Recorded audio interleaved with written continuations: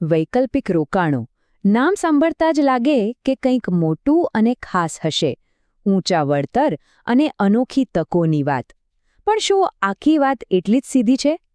ચાલો આજે આપણે એ જ સમજવાની કોશિશ કરીએ કે પ્રોફેશનલ્સ આ જટિલ દુનિયાને કેવી રીતે જુએ છે અને એનું મૂલ્યાંકન કરે છે. ઘણીવાર એવું બને કે સ્ટોક્સ અને બોન્ડ્સનું બજાર એકદમ સુસ્ત લાગે, જાણે ક્યાંય કમાણીની તક જ નથી. બસ આ જ સમયે રોકાણકારો કંઈક નવું શોધવા નીકળે છે અને આ જ શોધ તેમને લઈ જાય છે વૈકલ્પિક રોકાણો તરફ, જે ઊંચા વળતરનું એક મોટું વચન આપે છે. તો આટલું બધું આકર્ષણ છે શાનું? આમ તો બે મુખ્ય કારણો છે. એક છે આલ્ફા.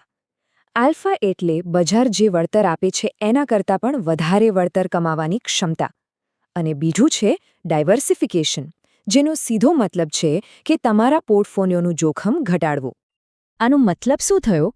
એમ સમજો કે જ્યારે શેરબજાર ધડામ દઈને નીચે પડે ત્યારે આ પ્રકારના રોકાણો કદાચ સ્થિર રહે અથવા તો ઉપર પણ જાય. એ એક રીતે તમારા પોર્ટફોલિયો માટે શોક એબ્ઝોર્બર જેવું કામ કરે છે. આખી ગાડીને ઝટકો ઓછો લાગે, બસ એવું જ. પણ યાદ રાખો, આટલા મોટા વળતરની દુનિયામાં એન્ટ્રી કંઈ મફતમાં નથી મળતી. એની સાથે અમુક ખાસ અને છુપાયેલા જોખમો પણ જોડાયેલા છે, અને જો એને નજરઅંદાજ કર્યા તો બહુ મોંઘું પડી શકે છે. અને આ કોઈ સામાન્ય માર્કેટના ઉતાર-ચઢાવ જેવા જોખમો નથી. અહીં તો ઇલિક્વિડિટી જેવું મોટું જોખમ છે, જેનો મતલબ છે કે તમારા પૈસા વર્ષોના વર્ષો સુધી ફસાઈ શકે છે. ભલે ગમે તેવી ઇમરજન્સી હોય, તમે એને સહેલાઈથી પાછા નથી કાઢી શકતા. તો પછી સવાલ એ થાય કે આટલા બધા અજીબ જોખમો હોય તો ખબર કઈ રીતે પડે કે કોઈ રોકાણ ખરેખર સારું કામ કરી રહ્યું છે કે નહીં? વેલ, આના માટે જ પ્રોફેશનલ્સ પાસે એક ખાસ ટૂલકિટ હોય છે. આને એકદમ સરળ રીતે સમજીએ. કઈ કાર સારી કહેવાય? જે 100ની સ્પીડે દોડે પણ એની બ્રેક નબળી હોય એ? કે પછી જે 90ની સ્પીડે દોડે પણ એની સેફટી એકદમ જોરદાર હોય? બસ, રોકાણમાં પણ એવું જ છે. ખાલી વળતર નહીં જોવાનું, એ વળતર મેળવવા માટે કેટલું જોખમ લેવું પડ્યું એ જોવું ખૂબ જ જરૂરી છે. અહીંયા બે રેશિયો છે, શાર્પ અને સોર્ટિનો, અને બંને વચ્ચે એક મોટો ફરક છે. શાર્પ રેશિયો છે ને એ કોઈ પણ પ્રકારની વધઘટને જોખમ જ ગણે છે, ભલે ને ભાવ ઉપર જતા હોય. જ્યારે સોર્ટિનો રેશિયો વધુ સ્માર્ટ છે. એ ખામી નુકસાનકારક ઘટાડા પર જ ધ્યાન આપે છે. એટલે કે જે ખરેખર ખરાબ જોખમ છે એનું વધુ સાચું ચિત્ર સોર્ટિનો રેશિયો આપે છે.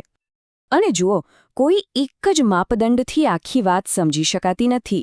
એટલે જ તો વિશ્લેષકો પાસે શાર્પ, સોર્ટિનો, ટ્રેનર જેવા અલગ અલગ રેશિયો હોય છે. દરેક રેશિયો જોખમને એક અલગ જ એંગલથી જુએ છે. કોઈ કુલ વધઘટ પર ફોકસ કરે તો કોઈ બજાર સાથે કેટલું જોખમ જોડાયેલું છે એના પર. ખાસ કરીને પ્રાઇવેટ ઇક્વિટી જેવા રોકાણોમાં વળતર ક્યારેય સીધી લીટીમાં નથી વધતું. એ મોટાભાગે જે કર્વ પેટર્નને અનુસરે છે. આનો મતલબ એ છે કે શરૂઆતના અમુક વર્ષોમાં તો ફંડ નુકસાનમાં જ ચાલતું હોય છે અને પછી ધીમે ધીમે એ નફામાં આવે છે. એટલે કે પહેલા નીચે જાય અને પછી ઉપર. હવે આ જે કર્વ જેવી સમયની ગૂંચવણને લીધે પ્રોફેશનલ્સ MOIC જેવા એકદમ સરળ માપદંડનો ઉપયોગ કરવાનું પસંદ કરે છે. MOIC એટલે મલ્ટિપલ ઓફ ઇન્વેસ્ટેડ કેપિટલ. એ બસ એક જ સીધો સવાલ પૂછે છે.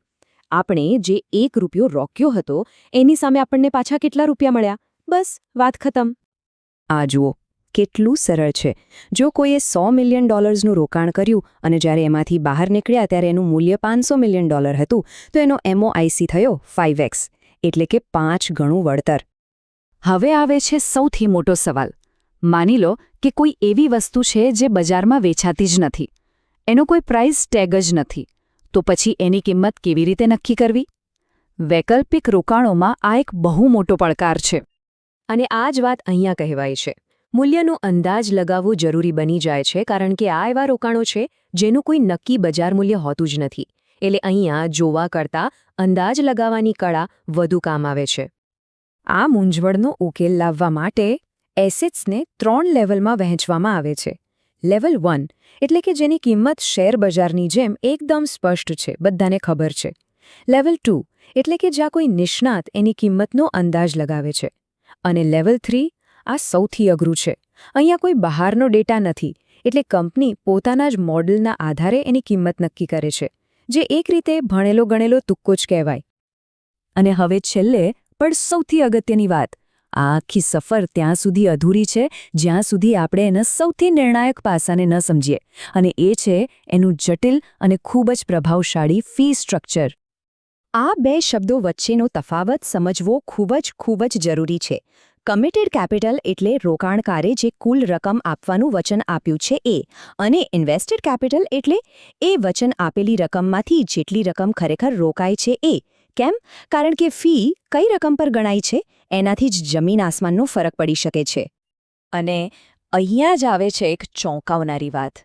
મેનેજમેન્ટ ફી, જે સામાન્ય રીતે 1થી 3% હોય છે, એ ઘણીવાર તમારી રોકાયેલી રકમ પર નહીં, પણ તમે વચન આપેલી કુલ રકમ એટલે કે કમિટેડ કેપિટલ પર લેવાય છે. વિચારો, જે પૈસા હજુ ફંડે વાપર્યા પણ નથી એના પર પણ તમારે ફી ચૂકવવી પડે છે. ફીની ગણતરી કઈ રીતે થાય છે, એનાથી કેટલો ફરક પડે છે, એનું આ એક સરસ ઉદાહરણ છે. માની લો કે એક $200 મિલિયન ફંડ છે. હવે જો મેનેજમેન્ટ ફી અને ઇન્સેન્ટિવ ફી બંને અલગ અલગ ગણવામાં આવે તો જુઓ, કુલ ફી થાય છે $17.2 મિલિયન. હવે આ આંકડો યાદ રાખજો. હવે જુઓ કમાલ, ફંડ એ જ છે, વળતર પણ એ જ છે, પણ અહીંયા ગણતરીમાં એક નાનો ફેરફાર કર્યો. ઇન્સેન્ટિવ ફી મેનેજમેન્ટ ફી બાદ કર્યા પછી ગણવામાં આવી, અને પરિણામ કુલ ફી ઘટીને $16.16 મિલિયન થઈ ગઈ. સીધો $1 મિલિયન થી વધુનો ફાયદો. આ બતાવે છે કે ફી એગ્રીમેન્ટની નાનામાં નાની વિગત પણ કેટલી મહત્વની છે. અને વાત અહીં પૂરી નથી થતી. ફી સ્ટ્રક્ચરમાં બીજા પણ ઘણા લેયર્સ હોય છે, જેમ કે ક્લોબેક જેવી શરતો જે રોકાણકારને સુરક્ષા આપે છે, કે પછી શરૂઆતના રોકાણકારો માટે ખાસ ડીલ્સ પણ હોય છે. આ બધી જ વિગતોને સમજવી અને તેના પર વાતચીત કરવી ખૂબ જ જરૂરી છે.